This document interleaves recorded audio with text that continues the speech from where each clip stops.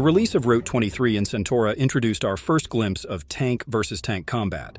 While fun to watch the first 2 or 3 times around one thing becomes apparent, they are statistically the same. The result is as follows: simply whoever hits first wins. However, by studying the tanks and comparing them to their real-life counterparts, we can find who is truly the winner. The Anarian tank is the first to measure before the bar. Boxy and sturdy-looking while maintaining a small shape, the vehicle appears to be a worthy fighter. Like the German A7V that inspired it, the Anarian tank lacks good ground clearance. Unlike the real-life counterpart, it can still cross trenches and do acceptably off-road. Center of mass will be a major issue that plagues this chassis. Steeper slopes and intense turns would be considered dangerous. The tank's design brings yet another issue. Because it is so thin, there is little room for the crew and their ammunition. Armor would have to be cut down to both store ammunition, especially for the larger 57mm shells. This creates several weak points capable of either heavily damaging or destroying the tank. Taking everything into consideration, the armor profile likely is this.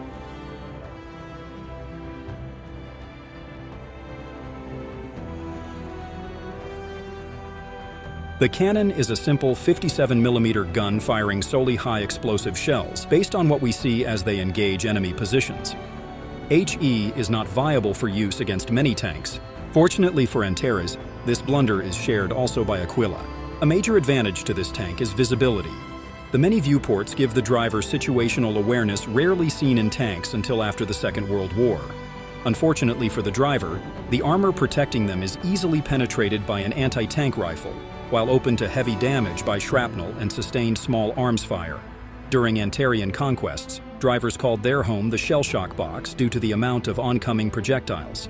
On the flip side, the Aquillin driver has only a narrow slit cut into their cupola to see the environment ahead. An ingenious contraption turns this around, however, as a traversal mechanism is installed that allows the driver to rotate the cupola with their line of sight. This, combined with the elevated seating of the driver, severely lessens the amount of available wiggle room. Driving Aquillin tanks were an unpleasant experience, and soldiers filling those jobs had near constant muscle cramps and claustrophobia. The rest of the crew, meanwhile, enjoys generous interior space and armor on all sides. The side sponsons protrude a good distance, giving the machine gunners both pivot space and plenty of room for ammo. The 57mm gun munitions, meanwhile, are located behind and to the left of the gunner. Taking into account the slopage as well, this is likely the armor rating. The heavier armor does pose a problem for the Aquillin tank: weight. Despite having a high ground clearance, the heaviness and size of the tank gives it a disadvantage in urban environments as it finds moving about clumsy at best. The weapon is exactly the same as its Anarian counterpart. It fires solely high explosive shells. An interesting conclusion drawn is that the Aquillin tank was built for ambush warfare. Once the war reached the major urban centers, its effectiveness began to fail. The long-awaited fight takes place just within the borders of Tolona. A lone Anarian tank trudges into town, not at all expecting an Aquillin tank to be waiting around the corner. The Aquillin tank fires first, disabling the Anarian tank as the high explosive shells penetrate the weak side armor. This process continues as the Aquillin tank and a possible partner pick off armored units. Any hits on the Predators will strike the heavily armored front, causing acceptable damage. The Aquillins soon face something they can't stop: the overwhelming numbers of their invaders.